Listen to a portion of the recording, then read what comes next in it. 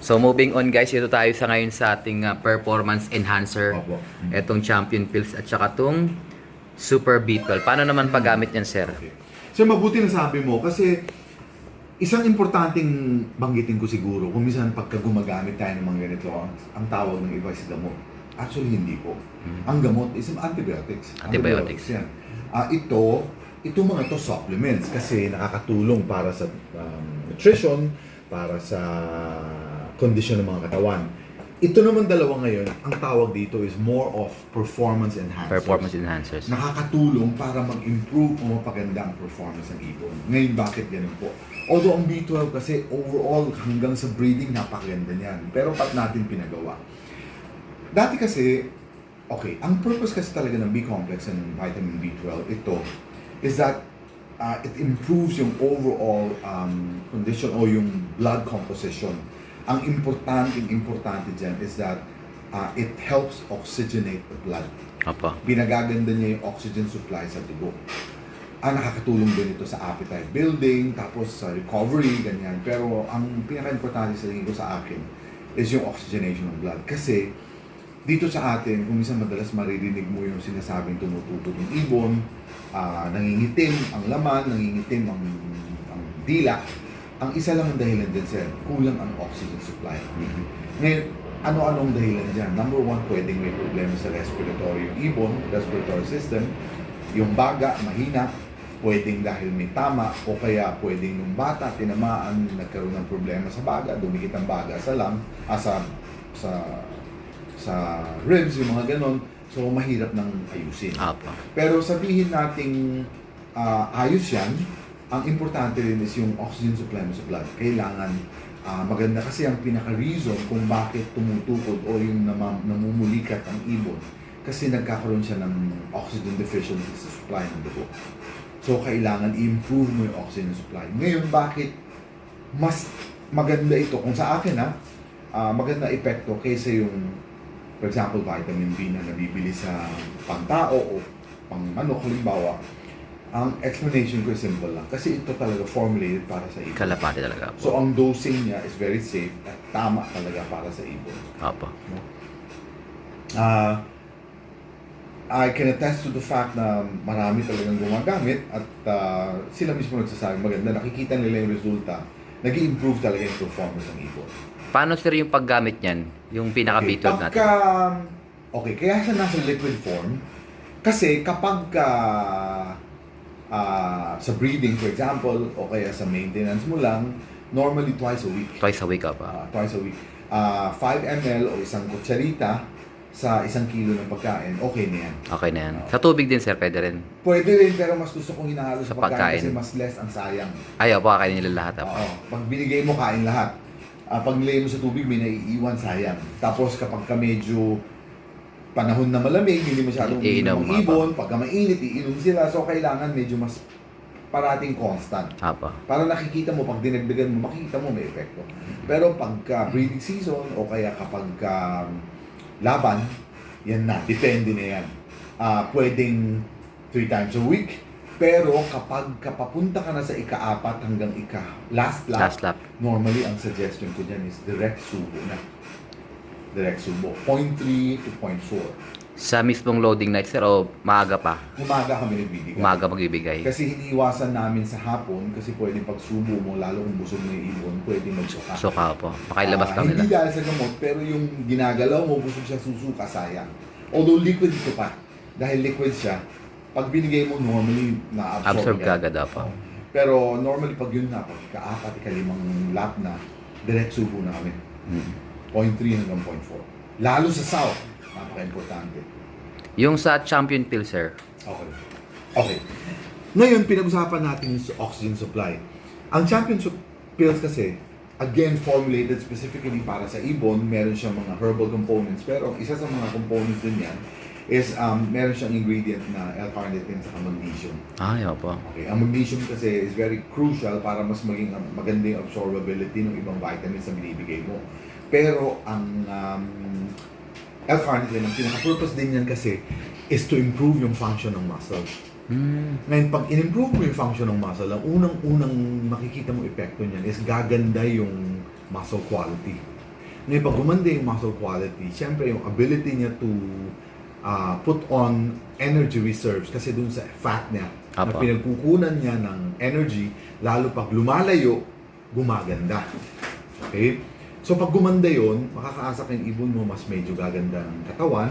Apo. Tapos, most importante is yung kanyang abilidad para mag-put on ng body reserves. Apo. Yung kanyang reserves sa fat. Pero, hindi mo dapat paabutin sa stage where yung ibon mo ibibigat. Apo. Kailangan muscular, pero magaan. Yun, apo. Okay? Tapos, ang isang hindi kasi natin napag-usapan is yung puso. Puso. Okay? Ang muscle kasi, ang puso is pure muscle, Muscle, yan. apa. Ngayon, imagine mo for example, kahit maganda yung blood supply mo, kahit maganda yung lung quality mo, o lung condition mo, pero kung ang puso mo hirap, at nangyayari yan, normally pagpagod ng ibon o pag lumalayo na. Kasi mas malaki na ang demand sa heartbeat. Kapag maganda ang tibok ng puso, maganda ang oxygen supply, maganda ang lung condition, normally, yung probabilidad, lalo na sa harder races, lalo na pagka mainit, basta yung hirap, mas Hard race. may chance. Mas may chance baka lumusot yung ibon mo. Apo. Yeah. Ano yung Alam meron? na- Sir. Yes sir, alam naman natin kasi sa Pilipinas kung gaano ka-unpredictable ang Apong weather. karera. Eh pag na-smash tayo, ang hirap na, hindi natin masabi. Tulad ngayon, sir, na summer race. Advisable ba yan kahit mainit? Oh, definitely. Definitely na po. Definitely makakatulong. Definitely makakatulong. Yung L-carnitine, sir, yung sabi nyo na sa taba, sa fat niya, Muscle. fats niya, muscle niya. Oo. Sa muscle niya, para mag-improve ang quality ng muscle, mag-improve ang quality ng, o yung ability niya to put on body reserves, mas nag-improve kasi nga yun ang function. Ilan naman ang binibigay niya, sir?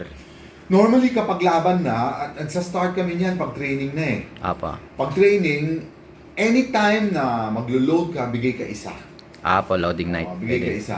Pero pag lumalayo na, dalawa na. Dalawa na. Tapos pag laban na, normally Wednesday start na kami. Wednesday, Thursday, Friday. Dalawa ng dalawa. Dalawa kada, kada Dalawa ng dalawa. talagang susuporta mo siya ng Well, sa amin ganun. Apo. So, Sir Manny, thank you very much sa oras niyo po na binigay Thank you sa din amin. At ito, nakakaroon kami ng chance na makilala ng mas mabuti itong mga produkto niyo. So, available ito sa Alarcolop sa mga gustong mag-avail nito. At syempre, dito kay Sir Manny, pagka marami kayong bibilin, dumiretso na kayo Hindi dito. po. Via distributors lang. By this pala. retail. Po. Distributors lang. Yun. Sige. Thank you, Sir Manny, sa oras niyo po sa amin. Thank you rin ho. Good luck sa'yo, Brother Jan Paulo. Ito, uuwi na kami ng masaya. Let's go! So, ito guys, nandito kami sa bahay ni Brother Jan Paulo. Makikicr daw si Brad Kiko. Ito, delivery boy natin. Ayan, special to ha. Si Brother Kiko pa yung nagdala ng ibon mo. Salamin, mama. Ito, dala na natin yung ibon ni Brother Jan Paulo. Saan ba kami, sir? Ma'am. Ayan, may pedigree pa yan, no? Galing kay Sir Manny. Ayan, tapos yung ibon, safe na nakarating dito sa baluarte nila. Ayan. So, ito na nga si Brother Jan Paulo. Ito na yung ibon mo, nakarating na ng safe dito sa lugar mo sa may bandang Imus. So, ito kasama yung pedigree. Para at least, talagang legit na pinagmulan, galing kay Sir Manny. Ito, pinaril natin na yan. Si Klein, yung pangalan, may pangalan pa, oh. Yan. So, producer na pala to. Gaya ng interview natin kay Sir Manny, producer na to. Kumbaga, talagang foundation na to ni Sir Manny. O gagamitin na ni Brother Jan Paulo. So, ito yung kanyang setup dito. May mga breeder cage dito. Ayan. So, kukondisyon niya yan para magamit sa susunod na mga breeding season. So, good luck sa'yo, Brother Jan Paulo. Salamat sa Diyos sa suportang tunay sa Alarcolop. Sana magtamasa ka gamit itong ibon ni Sir Manny Go. Good luck sa'yo, Brother Jan Paulo. Let's go! So, ito nga guys, nakauwi na tayo. Salamat sa Diyos. Ito. Meron tayong binili kay Sir Manny na mga items. Ito, tingnan natin. Ayan. So, may mga freebies daw ditong binigay siya sa atin. Tingnan natin, guys. Ayan. So, ito yung mga pinamili ko. Ayan, oh. Ito yung sa feeder natin na 100 cm. Ayan, meron tayong Respi Aid. Ayan, oh. Meron tayo ditong electrolytes at saka meron ding ano ba to? Super Blend. So, dahil tigagatlo. Binili ko yan. Tapos ito yung previous niya sa atin. Ayan, tingnan natin kung ano ba to. Ay, ito ang ganda. Ito yung sinasabi ni Sir Manny na flag. Ito, pambugaw, guys. Saktong-sakto. Pang force fly, oh. Ganda, oh. Oh, victory, guys. Kulay pula. Yung nakikita nyo sa Taiwan. Oh, yung mga, ito, dilalagay dyan. Sinusuksok dyan, oh. Tapos itutusok nyo lang yan sa, ano. So, gagamitin ko to. Isa sa north, isa sa south. Tama. Ano pa ba meron dito? Ano kaya to? Ito pa, oh. Meron din siyang binigay sa atin na apron. Ayan, grabe. Para tayong professional na naglilipad ng ibon yan, ah. Yan. Salamat sa Diyos, Sir Manny. Ito, meron pa. Ito naman, mga libro. Ano ba to? Pigeon Star. Ito, mga record book, guys. Salamat sa Diyos. Ayan, may magagamit na tayo. Sa pag-record natin sa 2020, ano ba sunod na breeding? Kasi patapos na ako mag-breed ngayon, eh. Oh. Notebook, oh, personal information. Parang ayun, oh, cock or hen, oh. Ayan. So, pwede tayo mag-ano dito, eh, no? Maglagay ng mga breeder natin. Oh. Tingnan natin lahat ng descendants niya rito. Ito, dito natin ring number. Tapos, kung sino man yung mag-produce, talagyan natin ng mga, kunya, nag-overall champion. Ayan, Sir Manny, thank you very much po. Salamat sa Diyos sa pinagkaloob mo sa amin na mga produkto.